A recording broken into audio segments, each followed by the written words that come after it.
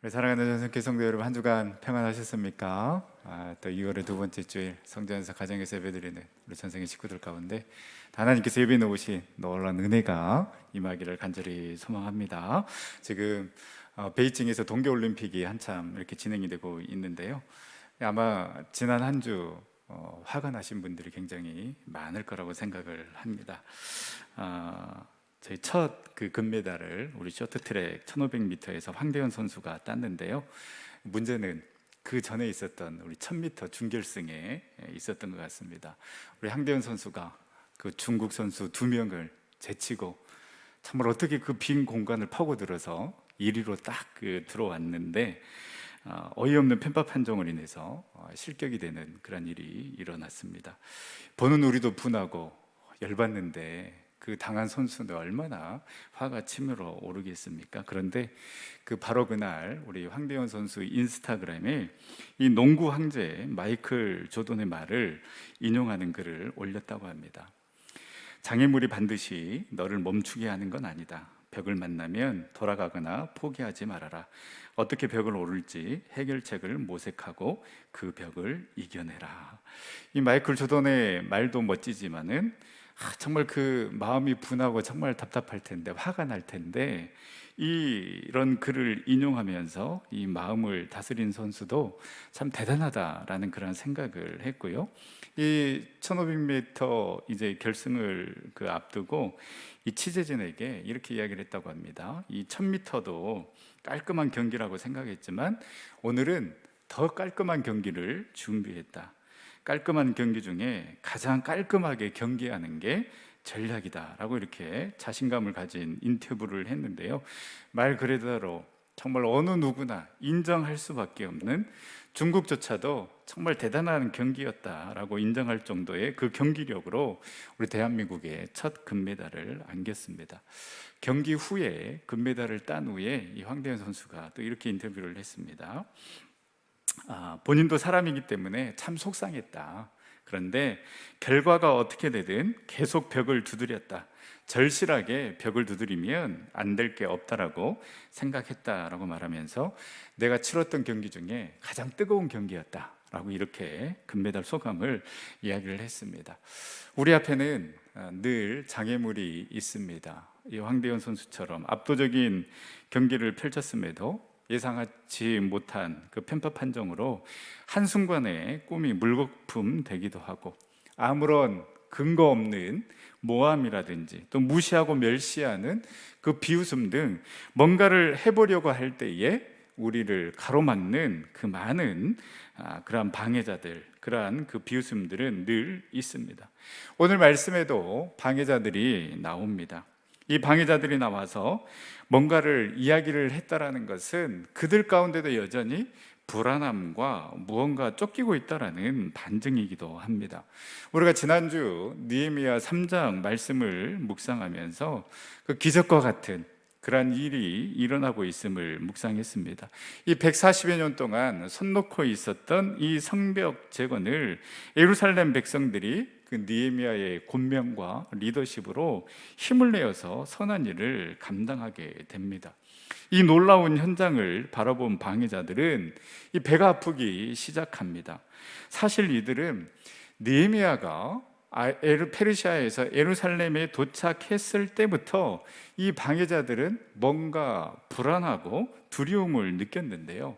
그 마음을 느헤미야서 2장 10절 말씀에 보면 호론 사람 산발락과 종이었던 암몬 사람 도비아가 이스라엘 자손을 흥황하게 하려는 사람이 왔다함을 듣고 심히 근심하더라. 이들도 페르시아에서 느헤미야가 예루살렘에 도착했다라는 그 소식을 듣고 이 느헤미야를 통하여서 뭔가 일이 일어나는 거 아닌가? 라는 이 불안함과 이 걱정이 있었는데, 실제 이 느헤미야를 통하여서 그 140년 동안 멈춰졌던 그 성벽이 재건되어 가고 있는 그 모습을 보니까 이들이 이제 이 예루살렘 백성들의 사기를 떨어뜨려야 되겠는데 그것이 무엇일까를 생각하는 중에 아이들을 조롱하고 비웃어야 되겠다라는 그 전략을 가지고 나오게 됩니다. 1절 말씀에 보면 산발랏이 우리가 성을 건축한다 함을 듣고 크게 분노하여 유다 사람들을 비웃으며, 이 사마리아 총독이었던 산발랏이 크게 분노하였다라고 기록하고 있습니다. 분노할 수밖에 없습니다. 유다가 망하고 이 예루살렘 백성들이 바벨론 포로로 끌려가 있는 동안에 예루살렘은 바로 이 사마리아 총독 산발랏의 세력권 밑에 있었는데, 느헤미야가 예루살렘에 오고 이 느헤미야를 중심으로 이 유대 백성들이 하나가 되니까 이 자신의 영향력이 이제 점점 떨어지는 것입니다. 그 불안한 마음이 바로 분노와 비웃음으로 나타나게 됩니다. 그 조롱과 비웃음의 내용이 2절에 기록이 되어 있는데요. 첫 번째, 이 산발랏이 유다인들은 미약하다라고 조롱합니다. 2절에 미약한 유다 사람들이 하는 일이 무엇인가? 너희들처럼 연약하고 부족한 너희들이 무엇을 하려고 지금 이렇게 고생하느냐라는 것입니다. 사실이기도 합니다. 이 성벽이 무너진 지 142년이나 됐는데 아직 완성하지 못했습니다. 그러니까 너희들이 미약하다, 연약하다라는 것은 팩트입니다. 너희같이 무능한 사람들이 무슨 성벽을 재건하려고 하느냐, 이 마음속 깊이 있는 그 상처를 건드리며 사기를 일거에 떨어뜨리는 독설입니다. 그리고 두 번째는 스스로 견고하게 하려는가, 너희들이 성벽을 쌓은다고 해서 너희들이 견고한 나라가 되는 거 아니다 라고 이렇게 조롱합니다. 꿍깨라는 거죠. 세 번째는 제사를 드리려는가, 기도하고 예배만 드린다고 이 힘든 일이 이루어지겠느냐, 하나님을 의심하게 만드는 신앙적인 의심을 들게 하는 것입니다. 우리도 듣지 않습니까? 예배 드린다고, 기도한다고 뭐 달라진 거 있느냐, 차라리 그 시간에 나가서 열심히 일을 해라 라는 그러한 조롱을 우리들 듣게 됩니다. 네 번째, 하루의 일을 마치려는가, 이 140년 동안 무너졌던 성벽을 하루 만에 끝내려고 하느냐고, 퍽이나 그렇게 하겠다, 그렇게 할 수 없겠다라는 그러한 조롱입니다. 그리고 다섯 번째, 불탄 돌을 흙무더기에서 다시 일으키려는가, 이미 불타버린 그 돌들을 가지고 너희들이 무엇을 할 수 있겠느냐, 빈약한, 그리고 너무나도 약한 정말 이들의 그 상태를 지금 꼬집고 있는 것입니다. 여기에 3절에 보면 암몬 사람 도비아가 또 거듭니다. 너희들이 건축한 것은 여우가 올라가도 곧 무너질 것이다. 너희들이 힘을 들여서 건축한다 한들 그 여우가 올라가면 곧 무너질 그 성벽을 왜 그렇게 힘들어서 재건하고 있느냐라고 조롱하고 있는 것입니다. 여러분 어떻습니까? 그냥 듣고만 있어도 괜히 우리도 화가 나지 않습니까? 이들의 조롱과 비웃음은 세상의 전략이기도 하고요, 사탄의 전략이기도 합니다.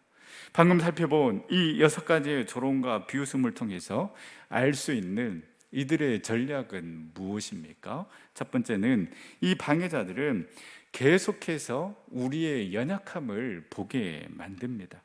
그래서 열등감을 더 키우는 것이 이들의 전략입니다.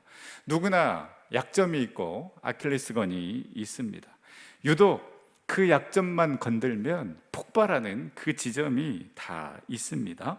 산발랏과 도비아는 그 유다 백성들의 그 약한 지점을 너무나도 잘 알고 있었습니다. 유대인들의 약점은 무엇입니까? 간신히 그 노예 생활을 마치고 예루살렘으로 돌아왔다고는 하나 그 140여 년 동안 건축하지 못한 그 성벽이 그들에게는 약점이었고 연약함이었고 열등감이었고 패배감이었습니다. 더군다나 한 번 시도를 했다가 포기해 버렸기 때문에 더더욱 이 감정들, 이 연약함은, 이 패배감은 이들 마음속 깊이 사로잡혀 있는데, 바로 이 산발랏과 도비아는 그 연약함을 끈질기게 물고 늘어지면서 너희들 그렇게 연약하고 약한데 무엇을 할 수 있겠느냐라고 계속해서 파고드는 것입니다. 두 번째는 이들의 무능을 강조합니다. 너희들은 할 수 없다라고 속삭입니다. 스스로 견고하게 하려는가? 하루의 일을 마치려는가? 여우가 올라가도 그 무너질 그 성벽을 너희들이 어떻게 왜 그렇게 힘을 들여서 짓고 있느냐? 너희들은 무능하기에 결단코 이 일을 할 수 없다라고, 힘 빼지 말아라고 이렇게 우리를 조롱합니다. 세 번째는 똑같이 분노하게 만듭니다. 이들이 이렇게 도발한 이유는 무엇입니까? 너희들도 이 싸움에 들어오라는 것입니다. 그래서 그냥 진흙탕 싸움을 만들고 싶은 것입니다. 모두가 힘을 내어서 이 성벽 재건을 하고 있는 이때에 바로 다른 것에 집중하면서 힘을 빼는 전략입니다. 육체의 노동도 힘들지만은 이런 조롱과 무시는 더욱더 힘들게 하는 것입니다. 엄청난 스트레스로 다가오게 되는 것입니다. 왜냐하면 이 조롱과 비웃음의 말은 자꾸 생각이 나기 때문에 그렇습니다. 우리가 그렇지 않습니까? 우리도 그 하나님의 말씀을 두고두고 묵상해야 되는데 이 하나님의 말씀은 생각나지 아니하고 남이 나에게 비꼬는 말, 조롱하는 말, 이런 말들은 절대 잊혀지지 않습니다. 빗으로 와서 꽂히게 되고 그런 말들은 침대에 누워서 이제 좀 잠을 청하려고 하면 그 말들이 생각나고 떠올라서 더 우리를 미치게 하는 것입니다. 바로 이 방해자들이 노린 것이 이것입니다. 그래서 스스로 화나게 만들고 스스로 분노하게 만들어서 그 쓰지 않아도 될 그 에너지를 사용해서 힘을 빼게 만드는 것, 바로 이것이 이들의 전략입니다. 그리고 무엇보다 중요한 것은 네 번째, 이렇게 해서 하나님을 불신하게 만드는 것이 바로 이들의 전략입니다. 느헤미야와 백성들이 이렇게 일어나 힘을 내어서 선한 일을 감당할 수 있었던 그 원동력은 딱 한 가지입니다. 바로 하나님 때문이었습니다. 지금 백성들은 그 하나님의 선한 손의 도우심의 역사가 있었고 반드시 하나님께서 형통케 하실 것이다. 그 느헤미야와 함께 하셨던 그 하나님의 역사하심을 바라보고 그 하나님이라면 우리도 믿고 한번 나아가 보자라고, 그래서 힘을 내어서 이 일을 감당하고 있습니다. 믿음으로 감당하고 있는데 이러한 조롱, 이러한 무시, 멸시를 통해서 자신들의 그 연약함을 바라보게 할 뿐만 아니라 하나님을 향한 그 믿음과 신뢰도 떨어뜨리려고 했던 것이 바로 이들의 전략인 것입니다. 그렇다면 이런 상황에서 느헤미야는 어떻게 했습니까? 느헤미야의 모습을 통해서 우리가 도전받기를 원하는데요, 우리 4절에서 5절 말씀 우리 다시 한번 읽어보도록 하겠습니다. 우리 하나님이여 들으시옵소서. 우리가 업신여김을 당하나이다. 원하건대 그들이 욕하는 것을 자기들의 머리에 돌리사 노략거리가 되어 이방에 사로잡히게 하시고 주 앞에서 그들의 악을 덮어주지 마시며 그들의 죄를 도말하지 마옵소서. 그들이 건축하는 자 앞에서 주를 노하시게 하였음이니이다 하고, 느헤미야 입장에서 보면 이들의 이 조롱과 무시, 비웃음 굉장히 기분이 나쁩니다. 당연히 열받고 화가 치밀어 올랐을 것입니다. 그러나 느헤미야는 그 분노를 그들에게 쏟아붓지 않았습니다. 감정적으로 반응하지 않았고 복수를 하려고도 하지 않았습니다. 왜냐하면 이렇게 하게 되면 바로 그들이 원하는 것에 휘말리기 때문임을 잘 알았기 때문에 오히려 느헤미야는 어떻게 합니까? 하나님께로 나아갑니다. 하나님께 부르짖습니다. 그리고 하나님께 지금 호소하고 있는 것입니다. 하나님, 들으셨지 않습니까? 우리가 업신여김을 당하고 있는 것 하나님 아시지 않습니까? 이들이 우리를 무시하고 조롱하고 멸시하는 것은 우리를 무시하고 조롱하는 것이 아니라 하나님을 무시하고 조롱하는 것 아니지 않습니까? 그래서 하나님 함께하여 주시옵소서. 하나님께서 책임져 주시고 하나님께서 심판해 달라고 그 마음 가지고 지금 하나님께 나아가고 있는 것입니다. 느헤미야는 그 억울한 마음, 분한 마음을 가지고 하나님께로 나아가 기도하고 있는 것입니다. 그 원수 갚는 것조차도 하나님께 맡기고 있는 것입니다. 쉬운 것 같지만은 너무나도 어렵습니다. 당연한 것 같지만은 그렇게 하지 못하는 우리의 모습을 보게 됩니다. 그리하기 때문에 우리는 더더욱 하나님께 나아가야 되고요, 하나님께 맡겨야 하는 것입니다. 우리가 해결하려고 하면 우리의 감정이 앞서게 되고 우리의 분노가 앞서게 됩니다. 그렇게 되면 어떻습니까? 우리 스스로 무너지게 되는 것입니다. 쓰지 않아도 될 에너지를 우리가 너무나도 많이 낭비하게 된다라는 것이죠. 방해자들이 가장 원하는 것, 사탄이 가장 원하는 것을 왜 우리가 너무나도 자연스럽게 행해야 되는 것입니까?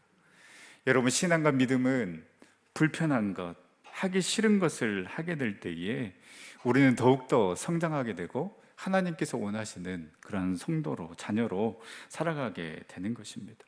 우리의 본능대로, 우리의 감정대로, 우리의 기분대로 하면 너무나도 편하고 또 그것이 너무나도 자연스럽습니다.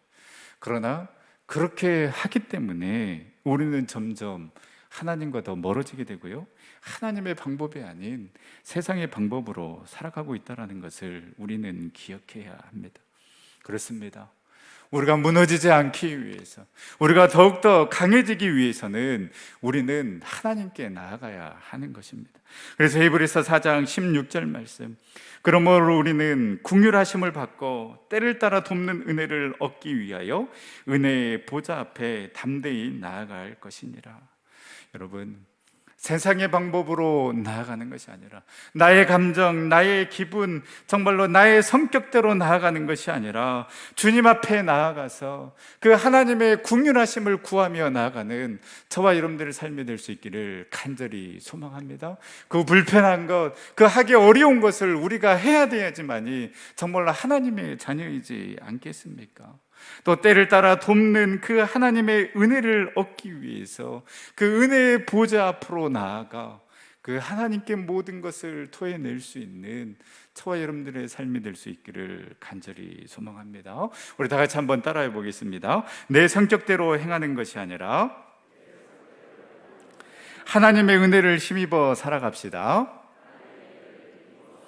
아멘. 정말 우리가 그렇게 살아갈 수 있었으면 좋겠습니다. 내 성격대로, 내 감정대로, 내 기분대로 하는 것이 아니라 우리의 삶의 자리에서도, 특히 이 교회의 공동체에서도 내 감정, 내 기분, 내 성격대로 하면 얼마나 편합니까? 불편할 것도 없습니다. 그러나 내 성격대로, 내 감정대로, 내 기분대로 행하는 것이 아니라 하나님의 긍휼하심을 힘입고 그 하나님의 은혜를 힘입어서 살아갈 수 있는 우리 전생의 모든 성도님들이 다 될 수 있기를 간절히 소망합니다. 그래서 느헤미야처럼 우리의 분노도, 우리의 아픔도, 우리의 상처도 그 하나님께 가지고 나아가서 그 하나님께 탄원하는 기도를 통해서 우리의 감정도 온전히 하나님께 맡길 뿐만 아니라 그 원수 갚는 것조차도 온전히 하나님께 맡기는 삶, 그래서 선으로 악을 이기고 그 하나님의 긍휼하심을 받고 그 때를 따라 돕는 그 하나님의 은혜를 누리는 우리 전생의 모든 성도님들이 다 될 수 있기를 간절히 소망합니다. 두 번째는 나의 연약함을 인정하는 것입니다. 느헤미야가 하나님께 기도했다라는 것, 그 연약함, 그 부족함을 인정하며 하나님 앞에 나아갔다라는 것입니다. 방해자들은 계속해서 우리의 연약함을 들춰내며 무너지게 할 때에 우리는 반대로 그 연약함을 직시하고 그 연약함을 인정하며 하나님 앞에 나아가는 것입니다. 우리는 연약함을 인정하는 것을 싫어합니다. 그 연약함을 인정하면 나약해지는 것이라고 생각합니다. 그러나 진짜 나의 연약함을 인정하게 될 때에 비로소 그때 약할 때 강함 되시는 그 하나님께서 역사하시고 일하시는 줄 여러분 믿으시기를 바랍니다. 우리 김혜남 정신분석 전문의가 지은 당신과 나 사이라는 책에 보면 이런 내용이 나옵니다. 진짜 자존감이 높은 사람은 어떠한 사람인가? 모든 것이 완벽하기 때문에 자존감이 높은 것이 아니라, 자존감이 높은 사람은 자신의 그 부족하고 못난 부분을 인정하고 그럼에도 나는 충분히 사랑받을 만한 사람이다라고 생각하는 사람이 정말로 자존감이 높은 사람이라고 말을 하면서요, So It's Me의 힘을 이야기를 합니다. 이 상담을 하고 내담자가 점점 상처에서 벗어나게 되면 이제 자신을 숨김없이 드러내게 되는데요, 그때 외치는 말이 그래, 이게 바로 나다. So it's me. 그래서 어쩔 건데. 이게 바로 나야. So it's me. 이렇게 외친다라는 것입니다. 이렇게 있는 그대로의 나를 인정하게 되면 더 이상 남들이 어떤 말을 하든지 그 말에 흔들리지 않는다라는 것입니다. 휘둘리지 않는다라는 거예요. 그리고 전에는 그 약점을 감추려고 하고 또 나의 약점이 드러날까 봐 조마조마하고 그런 나의 모습을 보면서 너무나도 내 모습이 초라해 보였는데 이제 숨기고 싶은 그 약점마저도 그대로 드러내면서 So it's me, 당당하게 외치게 된다라는 것입니다. 여러분, 저와 여러분들은 이미 우리 주님 안에서 So it's me를 당당하게 외칠 수 있는 자임을 여러분 믿으시기를 간절히 소망합니다.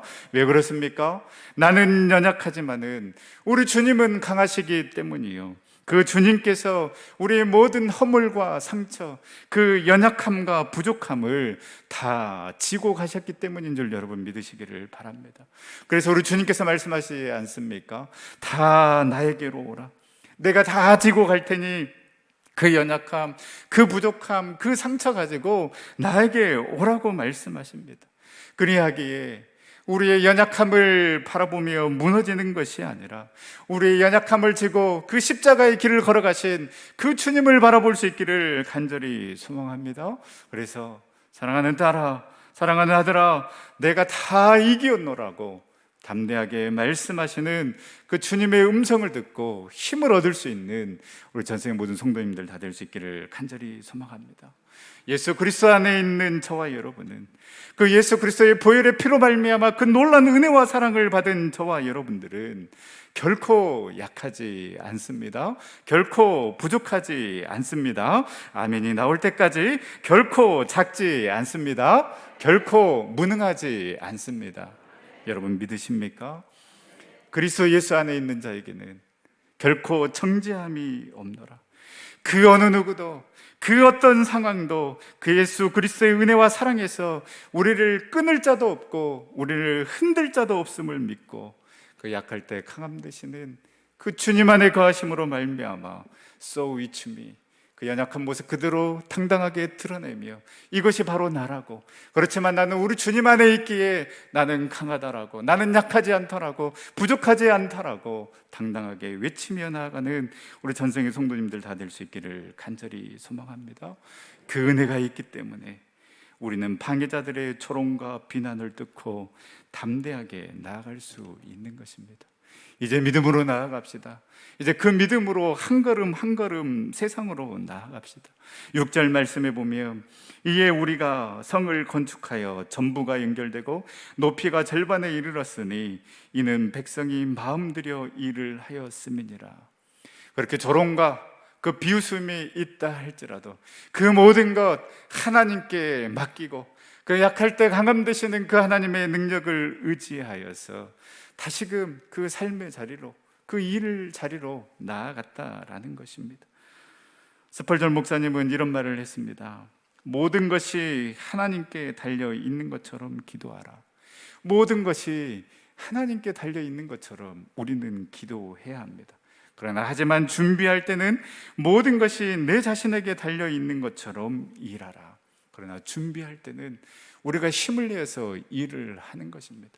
그 하나님의 도우심으로, 그 하나님의 능력으로, 그 하나님의 선한 손의 도우심의 역사를 믿고 우리는 그 삶의 현장에서 하나님께서 그 맡겨주신 그 일들을 감당하며 나아가는 것입니다. 기도만 하고 가만히 있는 것이 아니라 기도하고 그 능력 힘입어서 힘있게 세상 가운데로 나아가는 것입니다.